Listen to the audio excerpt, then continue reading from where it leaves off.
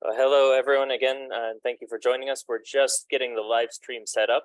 So, okay, we are now streaming live. I will turn over the floor to my colleague, Mia Wallace, to give a brief introduction. Hi, everyone. Thank you for joining us today. Today, we are joined by Tamara Lorincz, who will provide us some insights into what the activists are doing at COP27 to push for reductions specifically in military spending as a tool to support the climate transition and to provide funding for loss and damage resulting from climate change.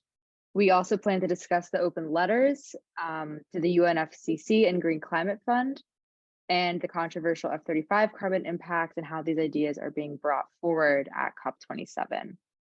So, and we'll, some questions can be asked following tomorrow's commentary. And then we will be keeping an eye on the live stream to see if any questions are being asked there as well. So thank you, Tamara.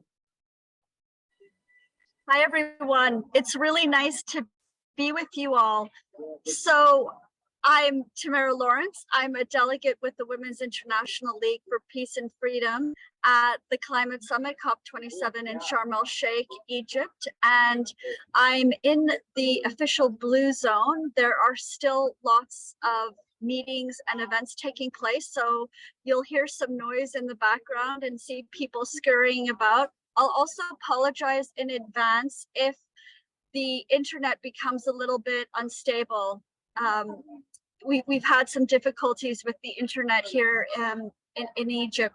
So today at the conference, we're into now day 3, and today is Finance Day. So it's really great to be with you all, and I really appreciate the International Peace Bureau organizing this discussion. So I'm Tamara Lorincz. I'm on the delegation of the Women's International League for Peace and Freedom at the Climate Summit, COP27 in Sharm El-Sheikh, Egypt. And I'm in the blue zone, the official zone. There are still meetings taking place this evening. So you'll hear some noise in the background and see people walking by. And I apologize in advance if there are some internet issues. So I should actually begin by telling you a little bit about the WILPF delegation. There are 10 of us, 5 of us in the first week and 5 of us in the second week. And our delegation is comprised primarily of women from our members from the African section and the sections in the Middle East. So it's really great for us to be together in person and to get to know one another better. And what we're doing at COP is we're trying to advance some key messages, and those are around, peace for climate justice, demilitarization for decarbonization, and cutting military spending for climate financing. So today at COP27 is Finance Day. Every day, the Conference of the Parties have a special thematic day where they focus on particular issues. So today it's on finance, and finance really is a crucial issue because we can't engage in mitigation, in reducing carbon emissions or adapting our communities, our schools, our workplaces to deal with the climate crisis if we don't have monies. So there's a lot of money that is needed for climate mitigation and climate adaptation. So climate financing is top priority, and the International Energy Agency has estimated that there needs to be about $2 trillion, $4 trillion annually spent for a just transition so that we can transform our communities to be more resilient, to face the climate-induced extreme weather events that we're having to endure. So what we need for climate adaptation. And the responsibility for climate financing really is on the Western wealthy countries that are most responsible for the climate crisis. So these are the European, North American countries, my country, Canada, for instance, which is one of the largest per capita carbon polluters, and it has one of the largest oil sands projects in the world, one of the worst oil developments on the planet, and it's in northern Alberta. And so our countries that are in the global north that have the resources and that bear this responsibility for the climate emergency need to spend more on climate financing. And it's the global south countries, the developed countries that are bearing the brunt of the climate crisis. These are the countries, you know, across Africa, in Latin America, in Southeast Asia, that are facing, you know, really extreme heat waves and droughts and sea level rise, and they don't have the resources and the capacity to, you know, to deal with these climate emergencies, and they desperately need investment and financing from the global north. And so 13 years ago, in 2009, the wealthy Western countries made a commitment to spend $100 billion for climate financing. This is the $100 billion climate pledge. Now, wealthy countries have never met this 100 billion target. It's estimated that they have contributed annually approximately 3/4, maybe about 77 billion. So they haven't ever reached the 100 billion target. And this is really very distressing to developing countries and to civil society. So the civil society organizations, the women gender constituency of which WILPF is a part, you know, today, this morning at our meeting, we're really upset and making, you know, demands that wealthy countries do their part and meet at the bare minimum this 100 billion target. So for WILPF, one of the things that we're really concerned about is how our countries are spending so much money on the military and never meeting this 100 billion target. So just think about the fact that, as you know, from the Stockholm International Peace Research Institute, the international community is spending $2.1 trillion annually on the military. But the countries of NATO, the 30 member countries of NATO, primarily, you know, the European Union countries and Canada and the United States, they're spending the bulk of that, about $1.2 trillion, about 55 to 60% of global military spending.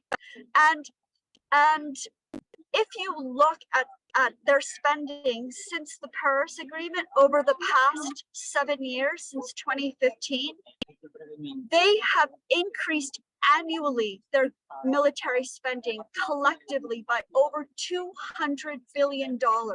So the money is there for climate financing, but it's going into military budgets. And what are our countries doing? They're spending it on military training, on war, on buying new weapon systems like the F-35. So here at COP, at all of the different sessions that we can get into at the various country pavilions that have events, and at the main plenary sessions, we have made interventions and said, you know, countries should be reducing their military spending and reallocating it to climate financing for adaptation and mitigation, and for something else called loss and damage. Now, some of you probably have heard about this new climate financing mechanism called loss and damage.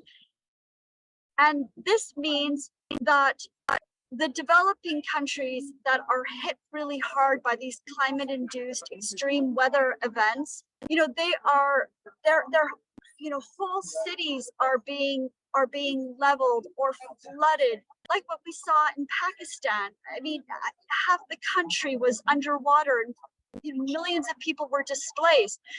And so this kind of damage and this kind of loss needs to be compensated. And these developing countries don't have the resources. They don't have insurance. They don't have the resources to cover this loss and damage. And as I said at the beginning, they're experiencing these brutal climate events because of the West's historic emissions. And we continue to spend so much. We continue to emit so much from the global north disproportionately. So loss and damage is a new finance concept at COP. It isn't an institutionalized financial facility yet. It doesn't have a body to oversee it, but this is something that the global south is calling for. And what we're saying is that if we were to reduce military spending, we could adequately fund the loss and damage facility. We could adequately fund the adaptation facility. We could adequately fund the Green Climate Fund. So that's what we're doing here at COP. And then I just want to end before I open it up for questions so we can have more of an interactive dialogue here, is just before COP started, the Women's International League for Peace and Freedom collaborated with the International Peace Bureau and with World Beyond War on joint letters that we sent to the UN Framework Convention on Climate Change Secretary and to the UN Green Climate Fund to call on these bodies to look at military spending as a source for climate financing. These two bodies will make recommendation to member states. Oh, what could you do to try to top up, to invest in these climate financing facilities?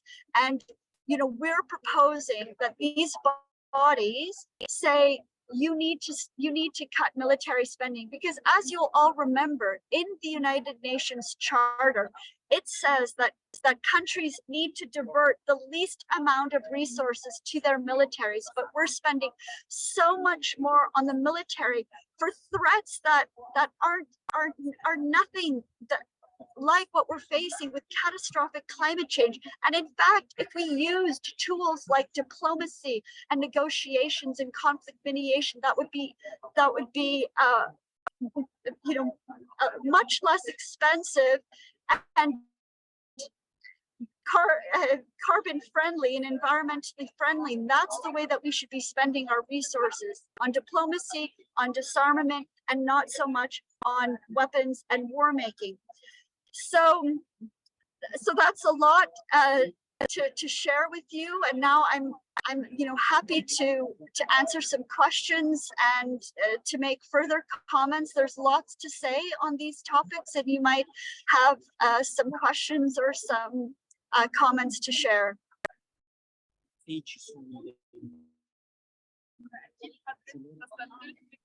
Thank you, Tamara, for that. Oh, maybe they would like to. Yeah. Sorry. Go ahead. No, thank you for that sort of insightful overview of what's going on. And we can now take any questions that anybody may have. You can either raise your hand or say some, type in the chat, and then we can also read the question out loud. If anybody, yes, we have a question from Teo.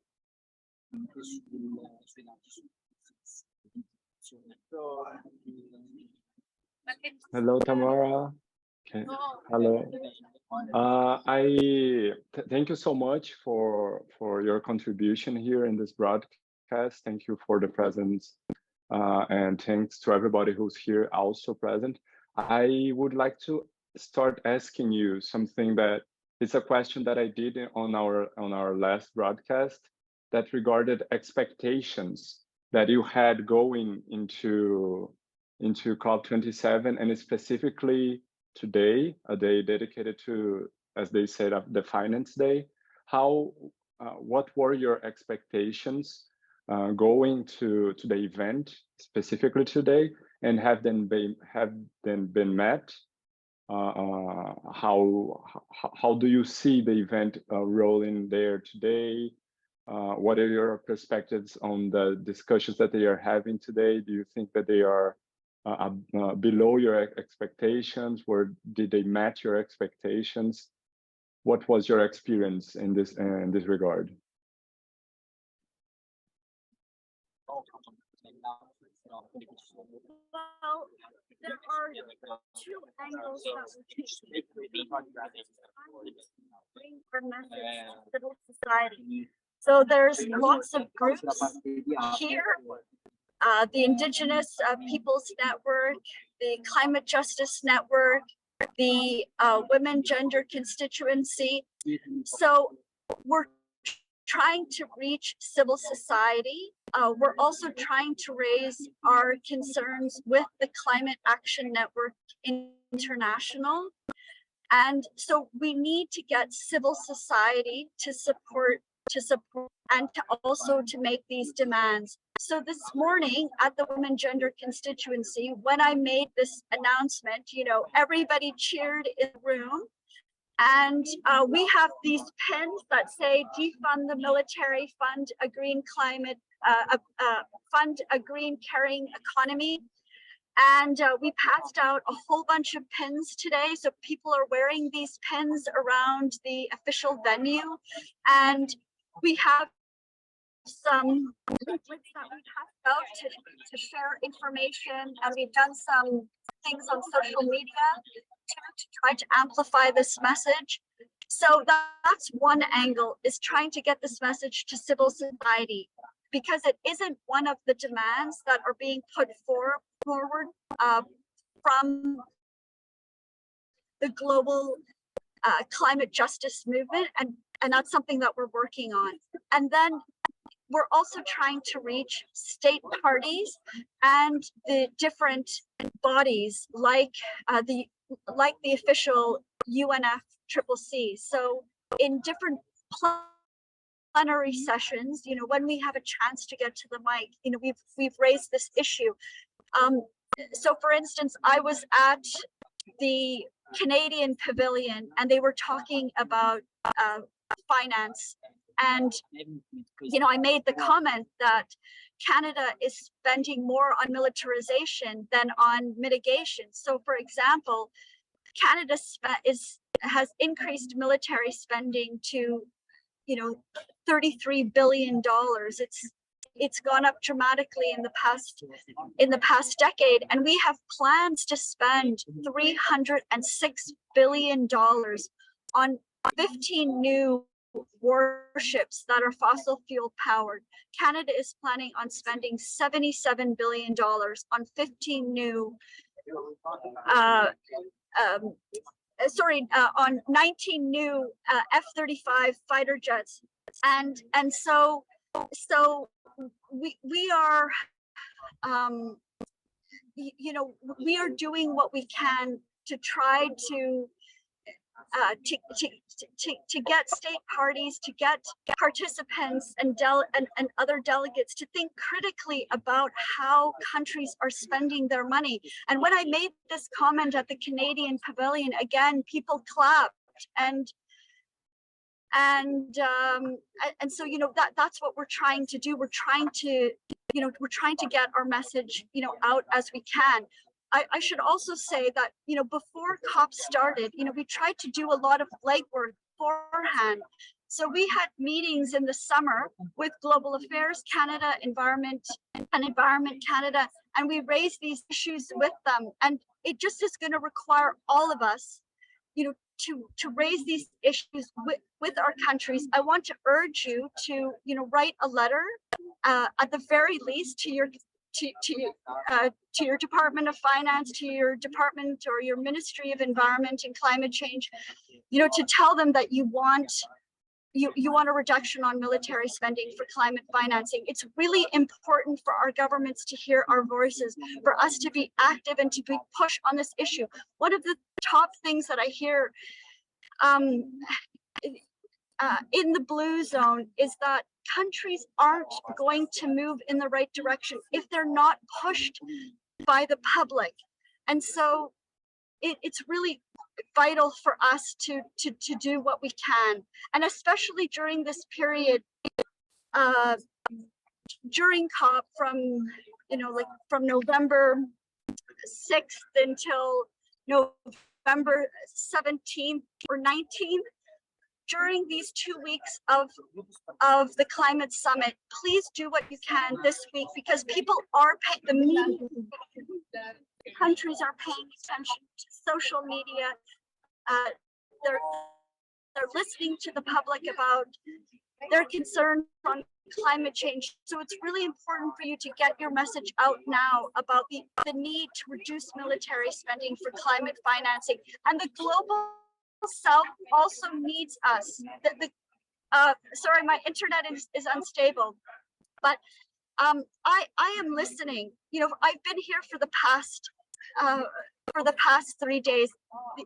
The climate summit officially opened on Monday, and it is really hard to hear about the suffering from the global South, country after country, in Africa, across Latin America, in Asia. They are talking about the struggle of extreme heat causing their crops to fail, the flooding of their communities, and they have nowhere to go, and it's exacerbating poverty and unemployment. And they talk about this misery and this suffering. And so in the global South, we as activists have an extra responsibility to push on this issue of military spending and military emissions. So I just want to urge you really in this 2 weeks to take action on this issue, please.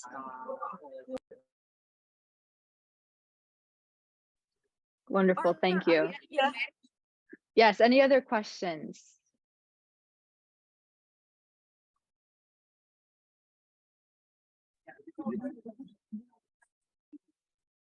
Any other questions or comments? Oh, we have, yeah.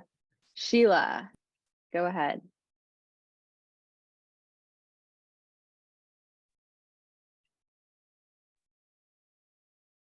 Tamara, could you go into a bit more detail about how you go about approaching representatives of states parties when you, how much are you able, when you say you've made interventions, is that in the actual plenary where the negotiators are discussing things? Could you talk about that?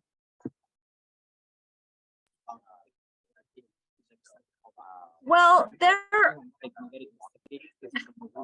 are all different types of events here at the Climate Summit. So there are these formal and informal negotiations, and the agenda is set, and countries are able to make their interventions. It's more difficult for civil society in those negotiations to be able to intervene. But there are these main plenaries where there are presentations that are made, and there's also there's really not all of the countries, but many of the countries that are participating in the Climate Summit will have pavilions, will have booths, and they run events all day long. And they have events on all different topics. And so there you can attend one of the sessions at the pavilions, and sometimes there are official members from the state delegations, or there's ministers that are there, other government officials there. And so you can directly, speak to them during the question and answer or comment period. You can make interventions, and it's very effective, and it's often live streamed, or it's recorded, and it reaches a wide audience, and it's a way to hold governments accountable, and I was speaking at the Canadian Pavilion on finance, like I said, you know, I raised the issue of military spending and all of this money that we're spending for new weapons procurement. And you can see the officials are uncomfortable, and they're, you know, they have to respond to the comment that I'm making. And I don't actually, when I'm in Canada, it's very hard to get direct access to these people. But here at COP, you have direct access to people. Last night, for instance, I had an opportunity to speak with Colombia's new president, Gustavo Petro, and I also had an opportunity to meet and speak with Venezuelan President Nicolas Maduro, who gave a fantastic speech at the high-level leaders opening session. And so, you know, you have access to world leaders and to other key people. For instance, yesterday I met with Dr. Jeffrey Sachs, and you know, he's been a world-renowned economist who cares passionately about peace, and I thanked him for the work that he's doing to try to stop this war in Ukraine. And I know that the International Peace Bureau is going to have a session with him next week, which I think is just fantastic. So we have access to these people. And so it's so important for us at this venue to take this opportunity to, you know, to try to engage with government leaders and with other officials. And also, I have had an opportunity to meet with the technical advisors within the UN Framework Convention on Climate Change and the Intergovernmental Panel on Climate Change, you know, these two bodies. So some of the bureaucrats, the technical experts who are working on greenhouse gas inventories, who are working on these financing facilities, you know, to be able to say to them, you know, are you, you know, how exactly are you dealing with military emissions? How exactly, you know, or why aren't you, you know, dealing with military spending as a source for climate financing? So this is a great opportunity, and WILPF is really trying to do what we can with very limited resources, with a small delegation, to try to interact and do what we can. But I have to say that we are having a big impact in our small way. So for instance, the German pavilion yesterday had their big event with the Munich Security Forum. It was with NATO. The NATO Secretary General, Jens Stoltenberg, gave an address. And then there was a panel and a time for question and answer. And I was able to get up to the mic twice. And I challenged NATO, challenged the Secretary General on this rise of military spending and not going to climate financing. And in the audience was a huge delegation of Somalis, actually. And the people from Somalia are very upset that there is inadequate climate financing for adaptation. And they talked about the adverse influence of NATO and Western militaries on the continent. I mean, you might know that US AFRICOM is bombing regularly Somalia, and Somalia doesn't have the capacity that it needs to deal with.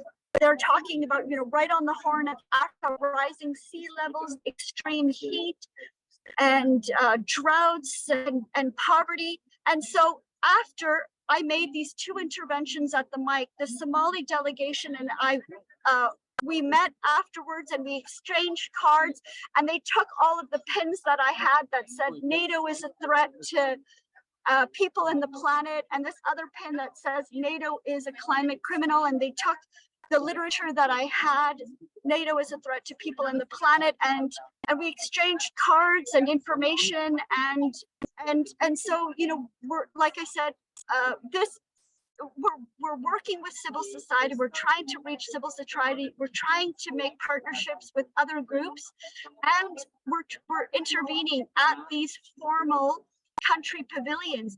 And this intervention that I made at this NATO webinar, it's in the live stream, it's in the recording. You can see it. So those are some of the things that we're trying to do.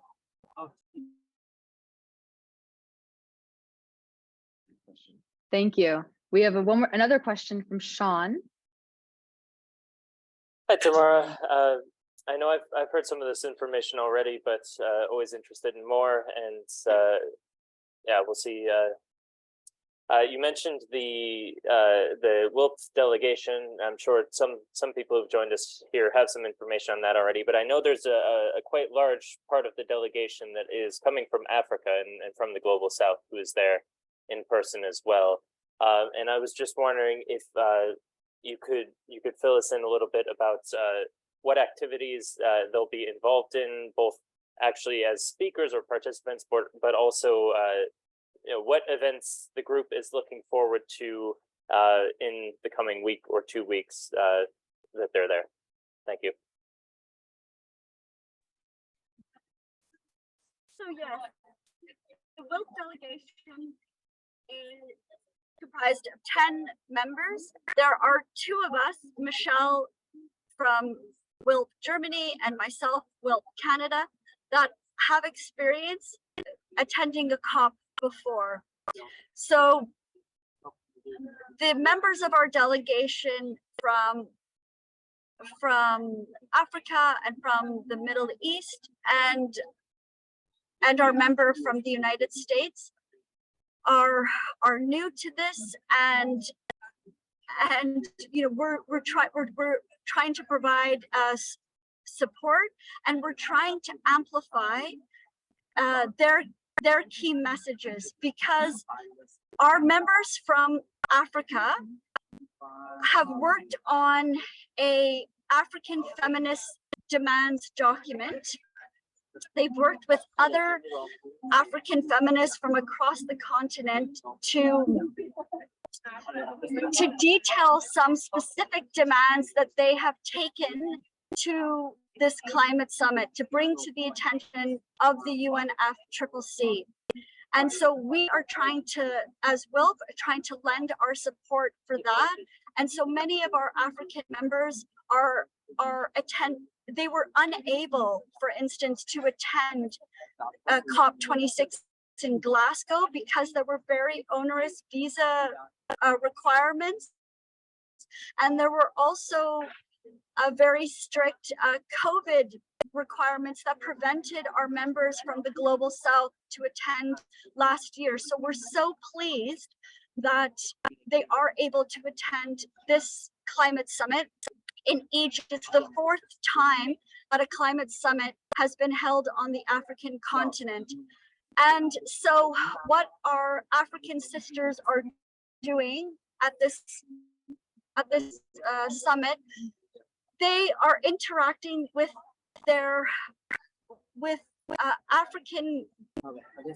various groups from other African countries, and attending. There are many meetings that are focused on Africa, and rightly so.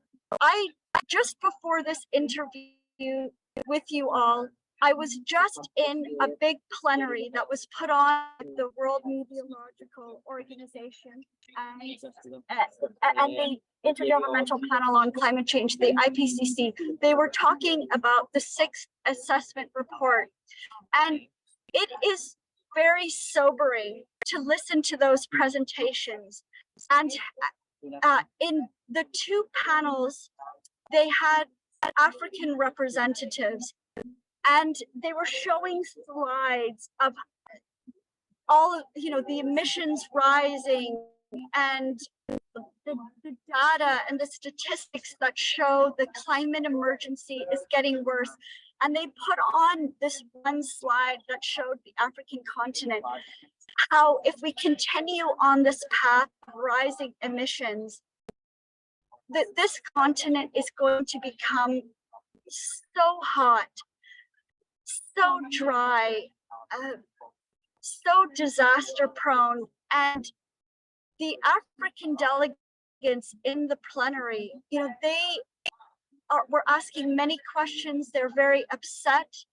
And so in our delegation, our members from Africa, this is their lived experience. They are suffering. They are going and trying to talk about, trying to share their stories, talk about what a struggle it is in being in this climate emergency with limited capacity, with lower socioeconomic capacity.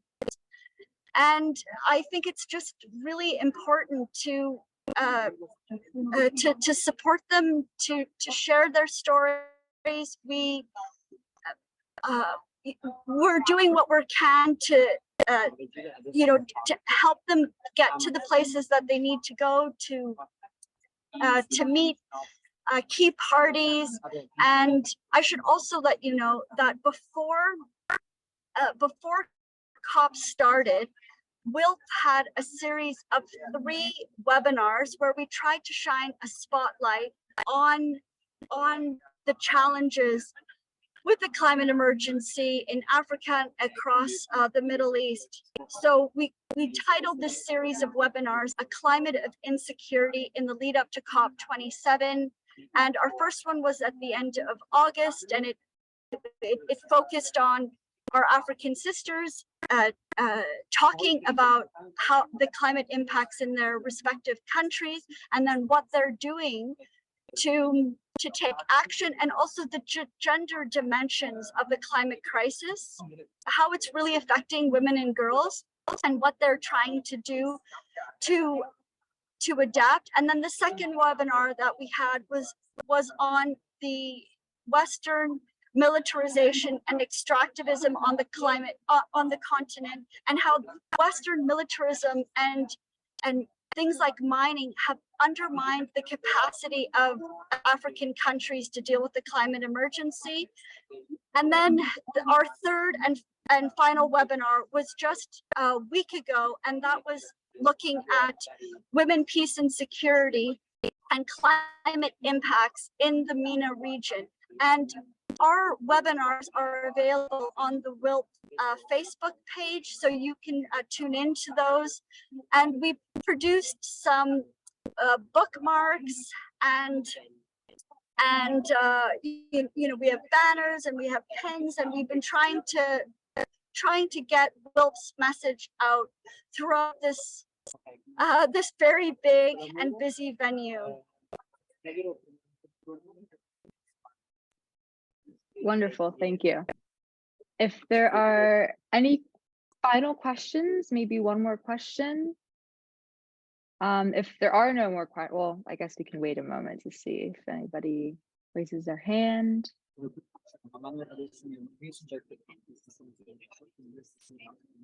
Well, in the meantime, if there's no more questions, we were wondering if you'd be able to kind of show us the space around you in the blue zone, just to, maybe you could show us a little bit what it looks like around you, the action.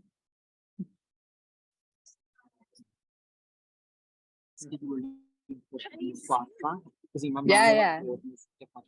Great. So I'm in the computer center of the D zone, where there's a lot of meeting rooms. There are 5 big areas: an area for plenaries, 3 areas for pavilions, this area for the meeting rooms. And it's very hot in Egypt. It's really hard to be outside for long periods of time because it's so hot, and it's very busy. You know, we start our day early, and we try to take in as much as we can, and we end late. Like I said, there's limited internet capacity, so it's hard to do the social media work that we want to do.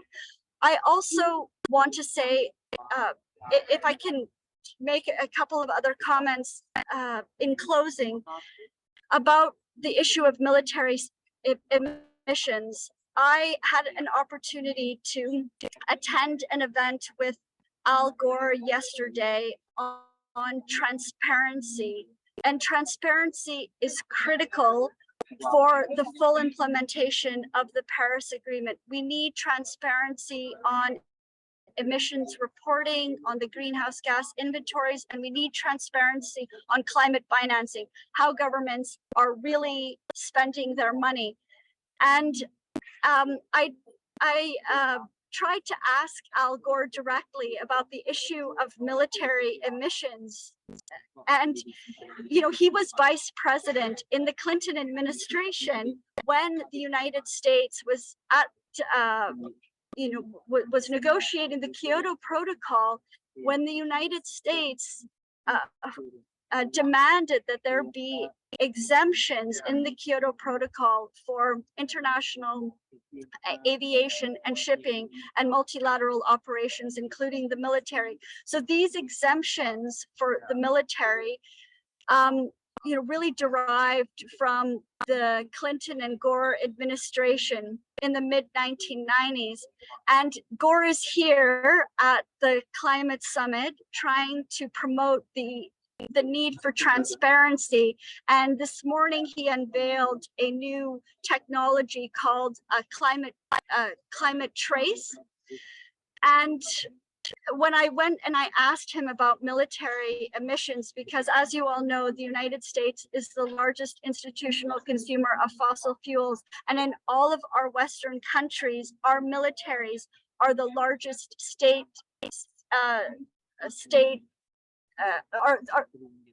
in all of our Western countries, it's the military that's the largest state a consumer of fossil fuels and an emitter of carbon emissions. And when I tried to ask him about this, he just said, "I'm not doing interviews," and he ran away. And so this really is a huge problem. The fact that countries aren't paying attention to military emissions, they're not looking at the opportunity costs of investing in a new fleet of F-35s versus investing in climate adaptation or mitigation. They're not making these kinds of decisions. It's really problematic.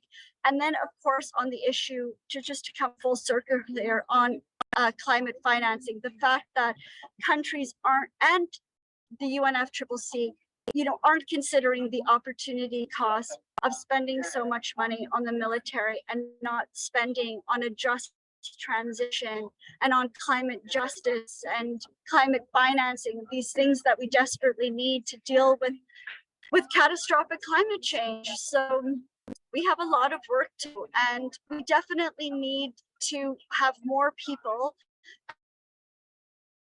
attending COP, getting here and trying to make the case. And we also need to work before COP. We need to be doing this work all year round.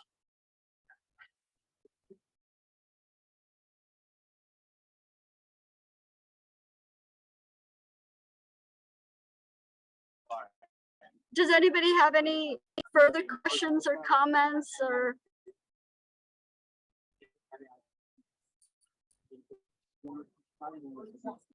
So if there's no further questions, first of all, thank you, Tamara. I think everyone here agrees with your final sentiment that there's a lot more to be done. And we're all very grateful that we can kind of get to hear about your experiences and your observations at COP. I think this is really great for everyone. It's really cool. And on that note, we have 2 more live broadcasts coming up. Well, this one wasn't necessarily a live broadcast through Facebook Live, but next time hopefully that'll work. So on Saturday, on the 12th, it is 5 p.m. CET, 11 a.m. EST. We will have a sort of wrap-up event of the first week at COP, just kind of discussing what we learned and what to expect in the next week. And I will be sending the registration links or in the chat, or someone on my team will. And on Tuesday, oh great, they're already in the chat. On Tuesday, November 15th at 1 p.m. CET, we will be having another live broadcast on emissions and spending, a report from the Blue Zone. So, and one more event, which tomorrow I did mention, the Sachs webinar. We will have a conversation with Jeffrey Sachs on his perspectives to a peaceful conclusion to the war in Ukraine on November 17th, also next week, Thursday, 4 p.m. CET. And all of these events can be found on our website, and they're all linked in the chat. And please feel free to reach out to anybody at IPB if you have questions about these events or on how to register. Thank you everyone for joining. Thank you so much, Tamara. And if that's it, then Thanks for hosting me. Thank you. And hopefully we will see some of you again on Saturday.